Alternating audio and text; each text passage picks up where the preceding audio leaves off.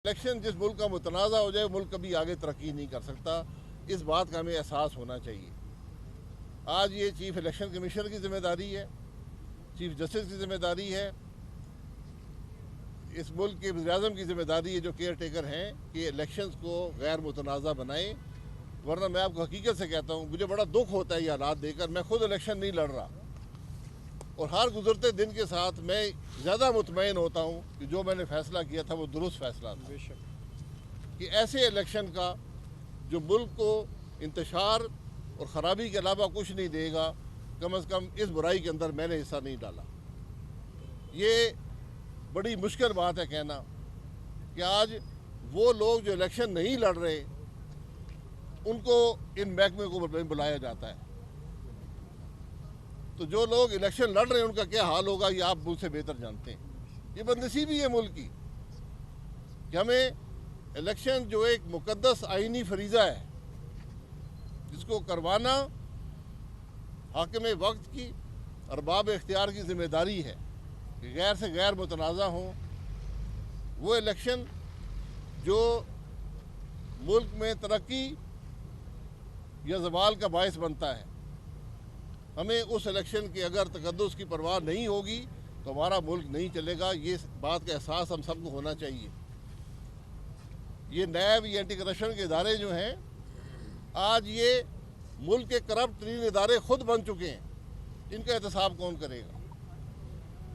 आज ये सिर्फ इलेक्शन को तोड़ने मरोड़ने के लिए इस्तेमाल होते हैं, ये सियासत को जोड़ तोड़ में इस्तेमाल होते हैं।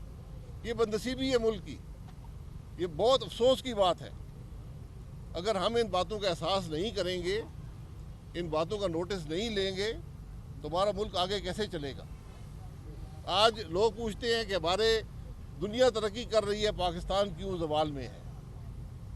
अगर आप मुझसे एक बात पूछते हैं, उसकी बुनियादी वजह यह है कि 1947 से लेकर हमने आज तक हर इलेक्शन चोरी किया है।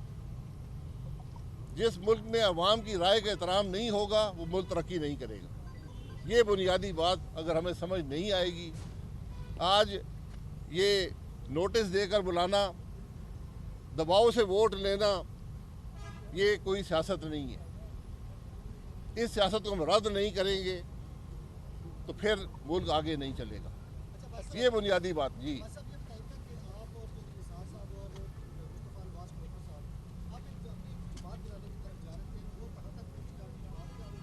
किस चीज़ की बात?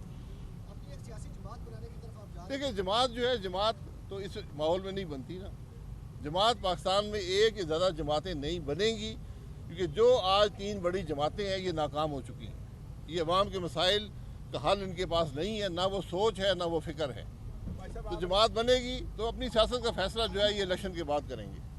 आप इलेक्शन भी नहीं लड़ रहे, फिर भी एंटी करप्शन ने आपको बुला लिया। मेरा भी ये सवाल है ना, मैं तो कह रहा हूँ वो गरीब जो लड़ रहे हैं उनका क्या हाल होगा? साहब, आपको तो बुलवाया नहीं गया। आपके आने से पहले मैंने लाहौर में भी और यहाँ पे भी जो जिम्मेदारान है उनसे पूछा, उन्होंने कहा खाकान अब्बासी साहब, शायद खाकान अब्बासी साहब आज़ाद शहरी हैं, हमने उन्हें तलब नहीं किया। वैसे वो आना चाहें तो 100 दफ़ा है जी। मैं आया हूँ ना क्योंकि जो मेरे भाई हैं जो पब्लिक ऑफिस होल्डर नहीं हैं उनको तलब करने का मकसद ये है कि मुझे तलब किया गया है। अब्बासी साहब, जो अवाम का नुमाइंदा होता है, मेरा सवाल ये है कि क्यों तलब किया गया है?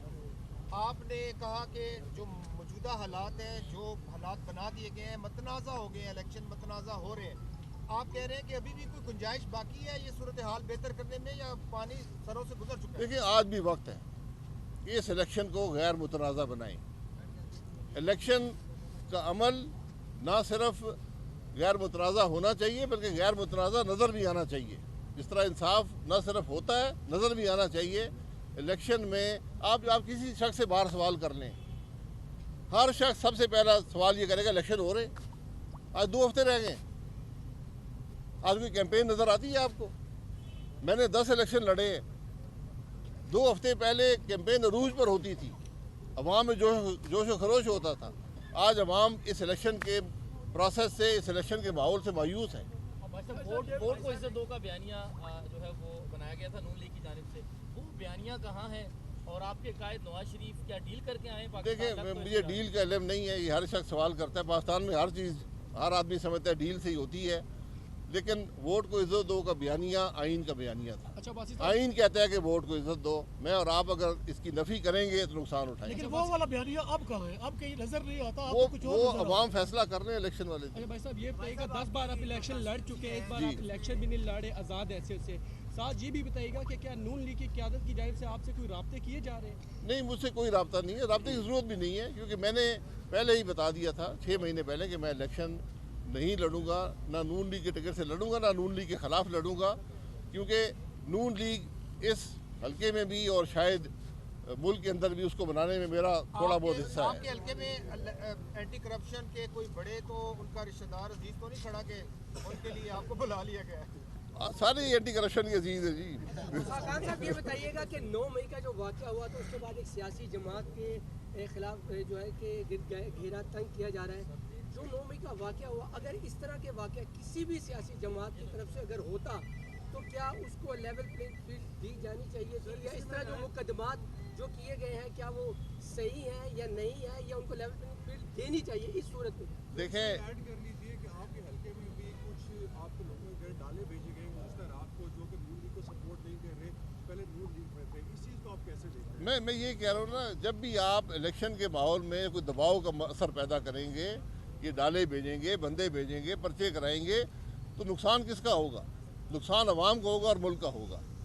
जहाँ तक 9 मई को मैं एक सानिया समझता हूँ कि जब इस मुल्क में जत्थे जो हैं वो फौजी तनसीबात पर हमलावर हों, आप सोच लें कि मुल्क के अंदर उसका क्या असर होगा और बैरून मुल्क उसका क्या असर होगा।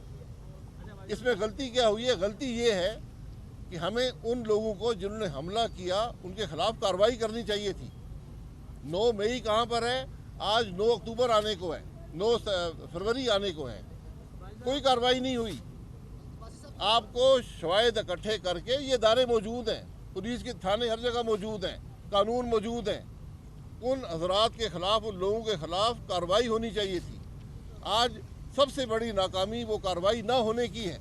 जो गिरफ्तारियां की गई हैं, जो जेलों में सेंड किए गए हैं, क्या वो इसमें मुलव्वस नहीं है? कार्रवाई तो हो रही है की कार्रवाई होती है, आप गिरफ्तार करते हैं, शहादत इकट्ठी करते हैं, चलान मुकम्मल करते हैं, फर्द जुर्म आयद करते हैं, ट्रायल होता है और सज़ा दी जाती है या बरी किया जाता है। जब तक ये प्रोसेस नहीं होगा, ये हुकूमत की जिम्मेदारी हुई, चॉइस नहीं होती। अगर मैं किसी फौजी तनसीबात छोड़ दें, इस दफ्तर पर हमलावर होता हूँ, मेरे खिलाफ कार्रवाई करना हुकूमत पर लाजिम है।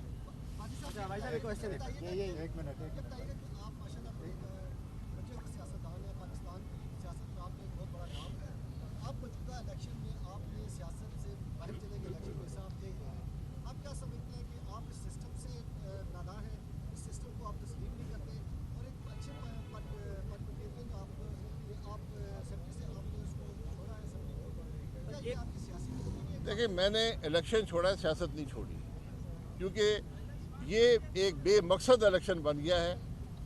इस इलेक्शन मुल्क को इंतशार के अलावा कुछ नहीं देगा।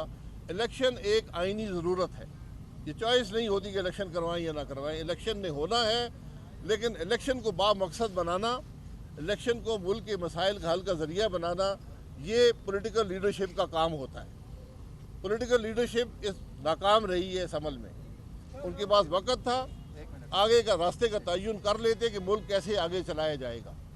आज मैं बार बार कहता हूँ, सिर्फ एक तरीका आगे बढ़ने का, इस मुल्क की political leadership, military leadership, judicial leadership, ये 7-8 आदमी हैं, एक टेबल पे बैठे, अवाम को नज़र आए कि आज ये सीरियस है मुल्क के मामलात को हल करने में, यहाँ कोई तफरीक नहीं है, और आगे के रास्ते का तयन कर रहे हैं, वरना मुल्क चलना मुश्किल है।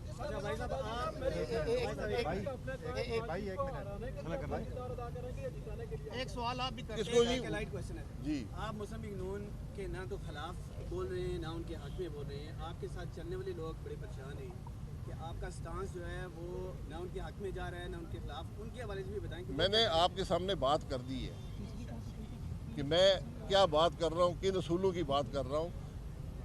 मुझे उम्मीद है कि 35 साल जो मैंने सियासत में अपने भाइयों के साथ गुजारे हैं, वो खुद अपना फ़ैसला बेहतर कर सकते हैं। अगर लोग ये देख रहे हैं कि आज हाफिज़ उस्मान को एंटी करप्शन डिपार्टमेंट बुला रहा है, और क्यों बुला रहा है, तो क्या लोग उस खराबी का साथ देंगे या उसके ख़िलाफ़ हों? सवाल ये उठता है।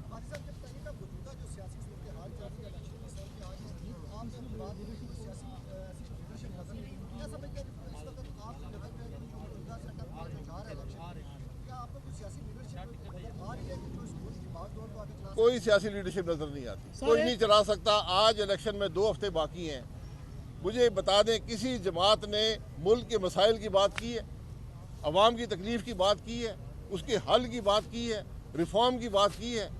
सिर्फ ये कहना कि वो चोर है, ये खा गया है, ये लूट गया है, ये सियासत नहीं है। लोग ये सियासत नहीं चाहते। लोगों ने तमाशे बहुत देख लिए हैं। लोग ये कहते हैं कि मेरे मसाइल का हल किसके पास है, क्या है। और मैं पूरे वसूख से कहता हूँ हल किसी के पास नहीं है। जब तक ये इकट्ठे नहीं बैठेंगे, अगर सिर्फ इक़्तिदार की तलाश में रहेंगे तो कुछ नहीं मिलेगा। आज बैठने की ज़रूरत है और पहली दफ़ा ज़िंदगी में इन सब की जिम्मेदारी है कि अपने नाक से आगे देखें, अपनी ये छोटी सियासत को एक तरफ रखें और मुल्क के मफाद की बात करें, फिर आपको हल मिलेगा। सर ये इलेक्शन जो 8 फरवरी को होने जा रहा है, चले अगर हो जाता है बीइंग सीजन जो है अपना सियासतदान, आप क्या समझते हैं कि जो हुकूमत बनेगी वो कितने अरसे तक चल सकेगी? वो 5 साल रहे, 50 साल रहे, कुछ नहीं कर सकेगी। एक दिन रहे, 5 साल रहे, कुछ नहीं कर सकेगी। ये आप यकीन मेरी बात मान। बहुत शुक्रिया, बहुत शुक्रिया।